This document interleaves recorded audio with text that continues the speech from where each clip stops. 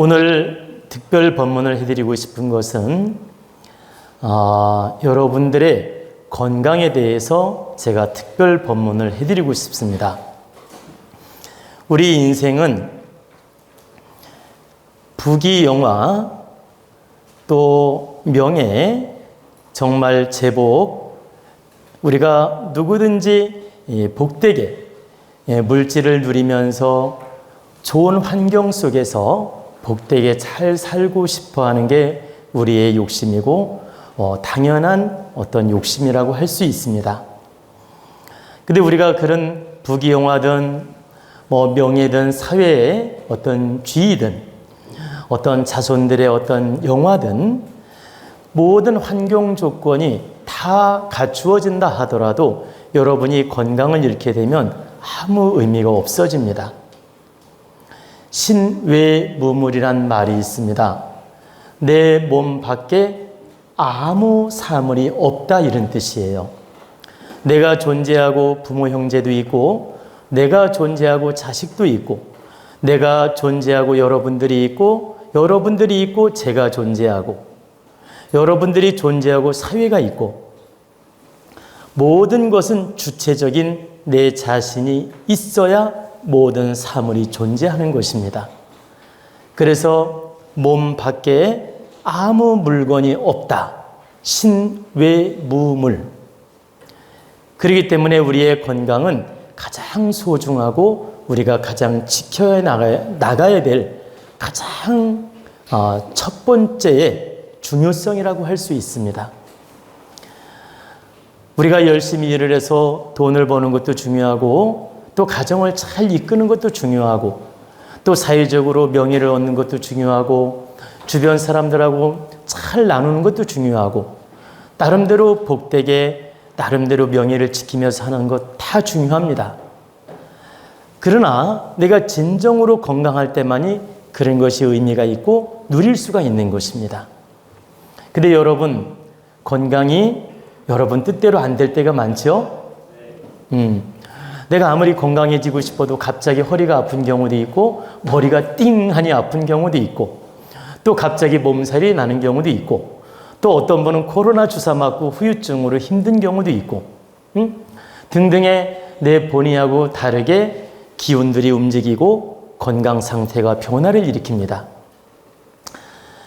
그런데 이제 여러분들이 꼭 아셔야 될 건 내 의지하고 다르게 움직이는 건강의 변화가 있는데 실제는 내 자신한테 모든 근본의 문제가 있습니다. 그래서 우리가 건강의 그 근본적인 원리가 어떻게 나타나는지 제가 특별히 몇 가지 설명을 해드리겠습니다.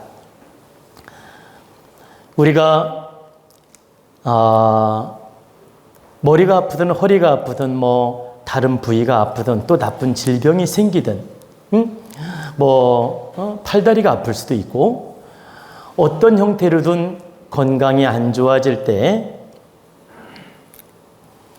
첫 번째 부족함이 무엇이냐면 스스로 관리를 부족하게 한 책임이 있습니다.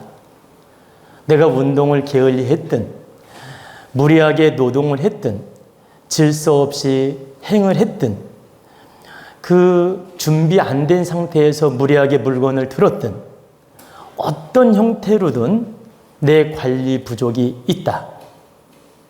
그래서 1차 책임이 내 관리 부족에 있다는 뜻입니다.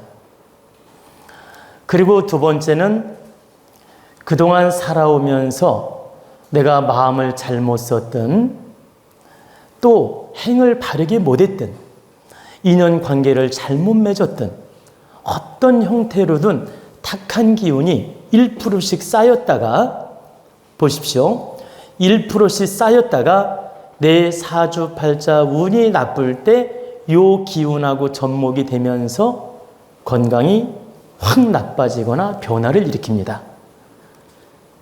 내가 행을 바르게 못하든 마음을 바르게 못 썼든 말을 바르게 못했든 대인관계를 잘못했든 내 잣대로는 잘했다고 착각하겠지만 잘못한 과보가 있다는 뜻입니다. 어떤 형태로든 내가 잘못 살은 그 과보의 탁한 기운이 1%, 때로는 3%, 때로는 5% 이렇게 쌓이다가 내 운이 안 좋을 때가 있지 않습니까? 팔자운이. 이때 요 탁한 기운하고 접목이 딱 되면서 건강이 삐그덕 현상이 나타나면서 갑자기 배가 아픈 경우도 있고 머리가 아픈 경우도 있고 등등의 건강검진을 받았더니 어디에 물혹이 있더라 이런 또 답을 얻게 되고 이런 문제점도 나타나는 것입니다. 그래서 건강 과정은 진행형이지 갑자기 나타나는 법칙은 없습니다. 그래서 두 번째가 내 행과보로 탁한 기운이 모아졌다가 운 나쁠 때 나타나는 현상이다. 그렇기 때문에 우리가 늘 내 자신의 관리도 잘하고 운동도 하고 나름대로 질서 있게 살아야 되겠지만 또 탁한 기운이 생기지 않도록 늘 깨어있는 마음, 깨어있는 정신으로 또 바르게 노력을 해야 됩니다. 이렇게 내가 스스로 관리를 하고 깨어있는 정신으로 이렇게 모든 인연을 바르게 맺고 모든 사물을 바르게 분별하고 내가 바르게 행을 하면 이 맑은 기운들이 운 나쁘더라도 잘 극복을 해줍니다. 근데 팔자운이 워낙 나쁠 때는 약간씩 미션은 올 수 있어요. 내가 노력을 해도.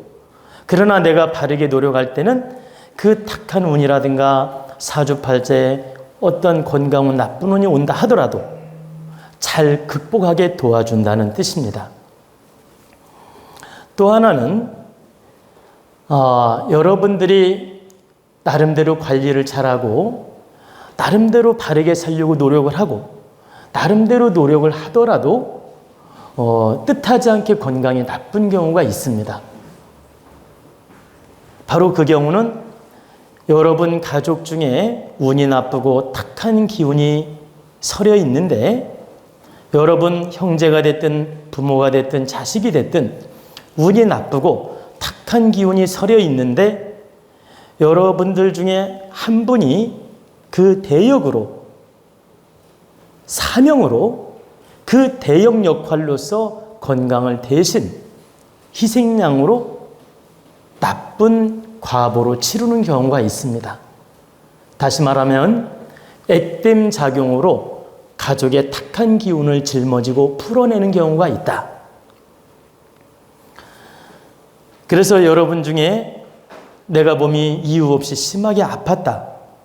이것은 가족의 탁한 기운을 끌어안고 내가 그 탁한 기운을 소멸하고 그 탁한 기운, 그 어변을 액땜하고 있다고 보실 수 있다는 뜻입니다.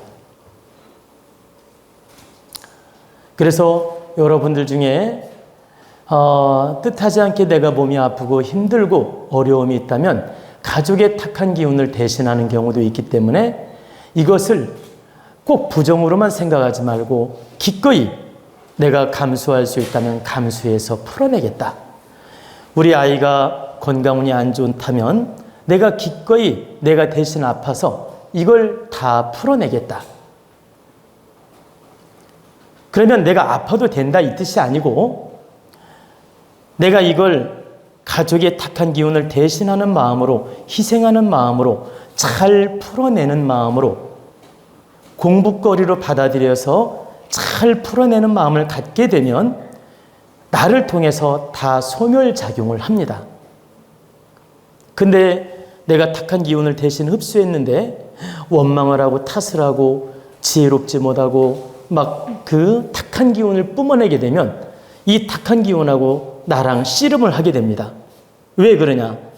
내 마음이 탁하다 보니까 탁한 기운이 안 빠져나가는 거예요.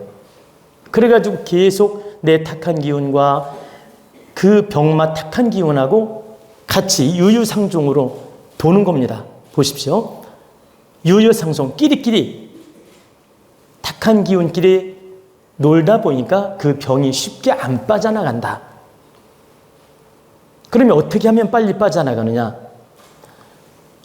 1차적으로 내가 관리 부족이 있었고 내가 탁한 기운을 만들어 온 과거가 있었고 집안의 가족들한테 탁한 기운을 내가 대신 희생하고 있으니 내가 진정으로 참여하는 마음으로 기도하면서 겸손한 마음으로 풀어내겠습니다. 그리고 가족이 안 좋을 걸 내가 대신할 수 있다면 기쁜 마음으로 받아들여서 잘 풀어내겠습니다. 그럼 잘 풀어내는 방법이 뭘까요? 긍정 마인드예요. 우리 가족을 위해서 제가 대역으로서 사명을 가지고 공부하는 마음으로, 기도하는 마음으로, 겸손한 마음으로 득되게 행을 해서 잘 풀어내겠습니다. 그러니 저를 통해서 이 업을 다 소멸하여 주시옵소서. 이렇게 참회하고 기도하는 마음으로 풀어내면 나를 통해서 탁한 기운이 다 풀려나간다 이 뜻입니다. 그러면 가족의 기운도 좋아지고 내 몸 건강도 좋아진다. 그래서 여러분 스스로가 관리 부족이나 운이 나빠서 건강이 안 좋은 경우도 있지만 집안을 대신해서 그러한 경우도 있기 때문에 꼭 불평, 불만으로만 생각하지 말고 긍정으로 풀어내는 마음을 가지라 이 뜻입니다. 하느님은 어떻게 작업을 하냐면 가족이 5명이라면 하느님이 딱 지켜봅니다. 어떻게 지켜보냐면 이 가족 5명 중에 누구를 공부시킬까 먼저 계산을 해요. 엄마 공부시킬까? 아빠 공부시킬까? 아니면 자식을 공부시킬까? 이렇게 하느님이 채점을 해본다 이 말입니다. 그래가지고 그 중에 공부를 가장 시켜야 될 사람을 딱 집어요. 그래가지고 그 사람에게 미션을 줍니다. 건강의 미션을 준다. 그리고 풀어나갈 수 있는 힘이라든가 에너지가 있을 때 사명감으로 또 주는 경우도 있다. 그 숙제를 감당할 힘이 있을 때 사명감으로 주는 경우도 있다. 그리고 다른 사람은 득되게 일을 시켜야 되고, 보십시오. 다른 사람은 득되게 일을 시켜야 되고 요 사람으로 하여금 탁한 기운을 끌어안아서 소멸시켜야 될 때도 역시 하느님이 채점을 해서 그 숙제와 사명을 줄 수 있다. 예컨대 5명 중에서 4명은 꼭 활동이 필요해요. 이 한 사람이 희생을 해서 이 4명을 도와야 될 때가 있다고. 그때 이 한 명한테 미션을 주어서 풀어내게끔 할 때도 있다는 뜻입니다. 근데 첫 번째는 어떤 사람을 공부시켜야 될까 이렇게 채점을 해보고 공부를 가장 시켜야 될 사람한테 미션을 주고 공부거리로 시험지를 줄 때가 있다는 뜻입니다. 그 증거를 제가 하나 대겠습니다. 여러분, 건강이 안 좋아가지고 병원 쫓아다니고 또 무당집도 쫓아다니고 저 한의원도 쫓아다니고 교회도 가보고 뭐 절에도 가보고 이렇게 막 쫓아다니잖아요. 그리고 때로는 뭐 마사지사도 만나보고 등등의 이런 노력을 해보는데 여러분이 건강이 안 좋을 때 그렇게 찾아다니고 도움 받으려고 하지 만약에 건강이 좋고 완벽한 환경이라면 그렇게 찾아다니겠습니까? 뭔가 시련이 있을 때 약초도 연구해보고 이 약 저 약도 먹어보고 무엇이 좋은가 연구도 해보게 되죠. 그래서 죽을 병이 걸렸다 나은 분들이 건강식품 사업하는 분들이 많고 저 건강요양원을 하는 분도 많아요. 죽었다 살아난 분들이. 내가 체험을 해보니까 이 방법이 너무 좋은 거야. 그래가지고 이 방법을 잘 연구 개발해가지고 그 분야로 건강식품 사업을 하는 경우도 있고 건강요양원을 하는 경우도 있고 건강힐링센터를 하는 경우도 있더라. 하느님이 시련을 주어서 공부시켜서 그 역할을 맡긴 겁니다. 그리고 여러분들이 가정에 모자람이 있거나 깨우침이 필요하거나 건강이 안 좋거나 남편 문제, 부인 문제, 자식 문제 등등의 속 썩는 게 있을 때 마음 공부도 해보게 되고 좋은 법문도 들어보게 되고 좋은 강의도 들어보게 돼요. 다 평화롭고 다 완벽하면 공부할 일이 별로 없어요. 안 하게 돼.